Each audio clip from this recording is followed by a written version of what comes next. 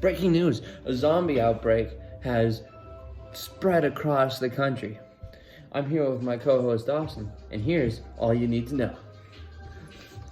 The zombies aren't showing any fear towards anything. For example, fire or weapons being brandished at them, so that shows that they have something wrong with their amygdala, which just by that is fear receptor.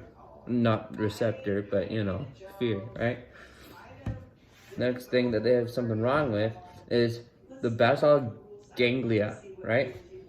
They have sudden movements similar to Tourette syndrome or Parkinson's, which they like to walk around and be like that, right? Next up is their cerebellum, their motor control. They can't move very fast and their balance has been affected, so they walk around like this with their arms stretched out for balance. They also have a little bit of a limp because, zombies. I also have something wrong with their hippocampus. Their long-term memory has completely gone, but they have very good short-term memory. Not sure. Makes sense, right? Next up is their hypothalamus. They lost their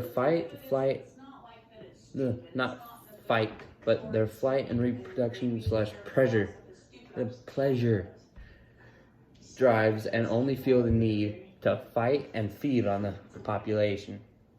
They also have something wrong with their occipital lobe. Their sight quality has gone down to about 20/40, so below average of the normal human person. I'm going to let my co-host finish off this next half. Thanks, Davis. Another part that you can tell they're a zombie is because their parietal lobe is still active, meaning that they can still have a sense of memory, but it's still a short sense of memory. Another part is their prefrontal cortex. It's not working properly. You can tell this because they don't have very complex behavior. They're only after food. Next, their reticular formation. These zombies are constantly feeling agitated, meaning that their formation is still working. Zombies can still hear. All their senses are still pretty active, so their temporal lobe is still functional.